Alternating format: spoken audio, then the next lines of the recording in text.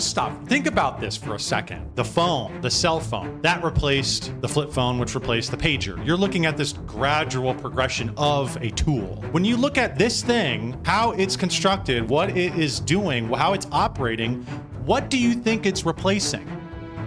What do you think it's the upgrade of?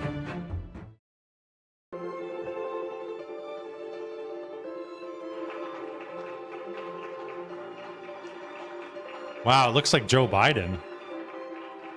Doesn't it walking like Joe Biden? Like, whoa, whoa, whoa, hang on. You can't go up there. He gets tackled.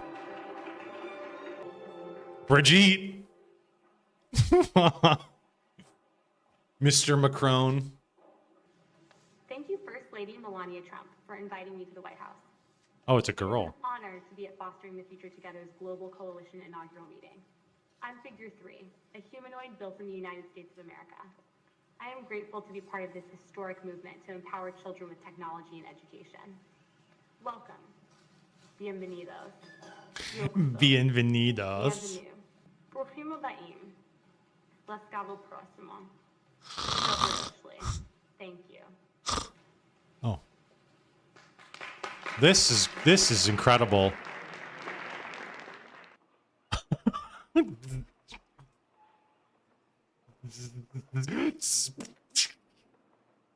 Falls over, blows up. This is just like weird. Good morning. Good morning. You see that robot that's going to replace you? Figure 3, thank you Thank for you. joining me at day 2 of Fostering the Future Together. It's fair to state you're my first American-made humanoid guest in the White House. They got this robot, but they can't fix her damn microphone. It is my distinct honor. Her microphone's like, but this, we're like, look how technologically advanced we are, guys. Can't figure out the microphone though. Okay, Figure Robotics. Pretty cool sorting algorithm. Its job is to turn these packages upside down. And I guess we can just take one. Let's see, we can just take one of these packages. Oh, sorry. Sorry about that. Oh, figured it out. Pretty cool. Wait. Sorry about that again. And also this one. Its job is to flip them upside down. Yep. Yeah, it's really impressive, the Figure 03. Oh, sorry about that. Oh, God. Oh, he caught it. No. Oh, what is it going to do? Let's see. Oh, got it. Is this why Amazon just fired 14,000 people and UPS, I hear, is on track to fire like 30,000 people? To me, I don't want to be black-pilled, but I just think when I'm at work, I just think about this. This is in the back of my mind. I think about this. I think about them raising the draft age, right? I think about, oh my gosh, what's even the point? I had a conversation with my boss at work about my next steps in the business and where I'm going to be going, where I'm going to be headed, and where I'm going to be ultimately moving on to. And all that's good and well, and I have no problems with it. But I just couple this kind of work that, it's like on the ground floor, this is what I'm doing, right? This is what I'm doing if I just put the blinders on and I just do. This is what I'm doing. This is what I need to achieve. These are like the short-term kind of goals of the day. But I just have this in the back of my mind, this kind of higher order thinking of like, this is the direction we're going. And you get people who say, well, it's not going to take every job. It can't take my job. This robot can't take my job. I'm safe. Okay, maybe, right? I say that, maybe. Maybe for the time being. If you've seen anything on this channel, it's that it's not about what's happening in a snapshot right now. Oh, they're taking these jobs. Well, those jobs are obsolete. It's not like that. It's not like we invented the Model T, so therefore horses are extinct. This is like an all-pervasive, it's not a hardware, right? It's a software. That's what it is. It's like a software update for the whole economy. It's not one sector who's going to be in trouble. There's sectors right now that are, they're in trouble right now. These basic bitch white collar jobs, AI, coding, that kind of stuff. I think those are in trouble right now. But ultimately, this is the philosophy that they want to push for the future, is that it's a software update of the whole economy and we want to automate everything that we possibly can. So to think of things in terms of like, well, this is taking these jobs right now, I'm safe. It's like, for now, dude, for now you're safe. But this is the model. This is the efficiency functionalist model, is we want to get everything as efficient as possible. And that inherently is anti-human. Inherently. People don't seem to understand this. They overlook this. The boomers don't really care because they're on their way out, but they don't seem, they just look at these technologies like one little tidbit of an improvement in their sector, which is made, oh, it's cell phones made pagers outdated. Okay. But that's not how what's happening, is that they want to raise up all of the society to an automated level. And they're trying, and they're starting in certain areas, and they're going to eventually come to a theater near you. Yeah, what about the plumber argument? Exactly. Well, plumber, they can't take my job. I'm a plumber. They can't take my job. I'm a ditch digger. Okay, for now. And then what are we like? And it's another thing too, is the logistics of it. Are we all just supposed to funnel into the trades? And then that's going to be oversaturated. And we're going to be paying people pennies on the dollar because half the economy has gone into the trades because everything else is taken. Is that really what we're going to be doing here? And then on top of it, on the back end, we're importing people from the third world who have no areas of expertise. And that's, of course, what they're going to be funneled into is low-skilled labor jobs. So then you're going to be competing even further with the world, with the immigrants. It's going to suppress wages even more. That's a good straight way of saying it, is it is inherently anti-human to prioritize efficiency as your top argument. Yes. And that's what all these freaking data nerds who need their heads dunked in the toilet, that's what they prioritize. That's their philosophy. I mean, I shouldn't say it's not just their philosophy. I mean, really, it's the philosophy of capitalism.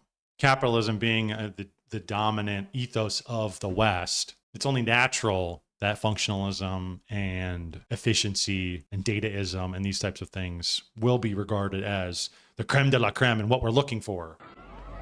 Ladies and gentlemen, welcome to New York City. Explore the towering skyscrapers, bustling streets, and endless possibilities. Sit back, relax, and soak in the mesmerizing aerial views of this iconic metropolis. I mean, okay, stop. Just stop. Think about this for a second. All these kids are loving this, right? They're looking at this thing and they're loving it and they're thinking, oh my gosh, it's so fun, right? But if you're looking at one individual piece of technology, like I said, the phone, the cell phone, that replaced the flip phone, which replaced the pager. You're looking at this gradual progression of a tool. When you look at this thing, how it's constructed, what it is doing, how it's operating, what do you think it's replacing? What do you think it's the upgrade of? You can look at it and be like, oh, look at this fun little tool. It's a tool. Is it a tool? It's a carbon copy of a person. So you can sit there and think about, oh, it's just a cool new gadget, but it's just like the cell phone replaced the pager. This is going to be replacing you, right? Am I crazy to look at this like that? Am I black-pilled? Am I a schizo? One of the major problems with this, and I had this conversation with a coworker of mine, I got to stop talking to people at work. I really do. Because I was just so freaking black-pilled the last few days. Not good. After that conversation with my boss, he's talking about where I'm going to move up in the company, and I'm totally down with it. I'm down with it, putting the blinders on. I'm down with it and just doing the activity for, what it is. But when I think about things in a broader sense, I just think, what's the point, man? And it's very nihilistic thinking. I hate that. But I don't know what the options are. There's no more, you have to be working. You have to be part of this techno-capital society. Like, you have to. And it's like there is really no point in even bitching about it. You either go Kaczynski mode, right? You either crash out and go Kaczynski mode, or you go within and go through and work through it. You either work without or you work through it. And working without has become increasingly more impossible. Either I become a homeless bum who lives under a bridge, or I keep the niceties I have and keep trucking along through this capitalist structure. That is ultimately our ultimate goal with this structure, is to replace people. And so that's kind of like where I think, I don't know what the alternative is. There another alternative? Am I missing something? I know it's like move off the grid, but how do I do that with no money? Well, you have to get to a point where you have enough money to do that. And I harken back to my philosophy teacher in college. I would have many conversations with him, and he said, me and my wife were very close to having fuck you money. And I was like, what is that? And he said, money to where we figured out all of our finances. We figured out exactly how much we need from now until we die. And we're very close to having that much money to where we can just stop working altogether and we can just live. And I thought, that's probably what I need to get to. I need to get to that point.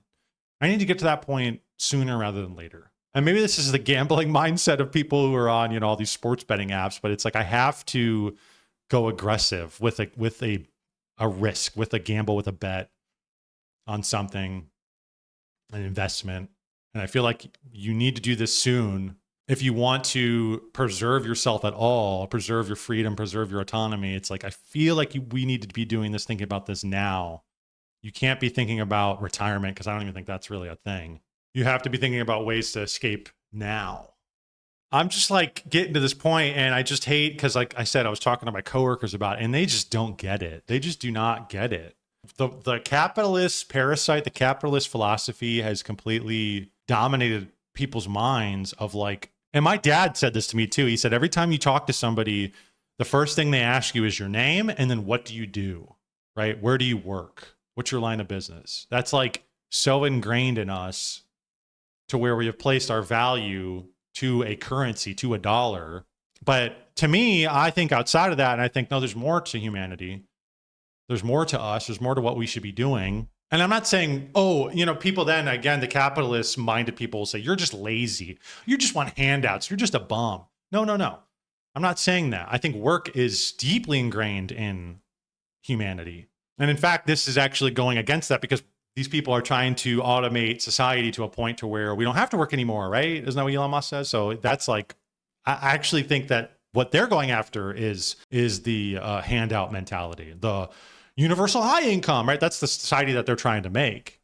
And I don't want that. That's not what I'm saying. I just think that the work that we should be doing should be for human ends. They should be localized. It should be for you.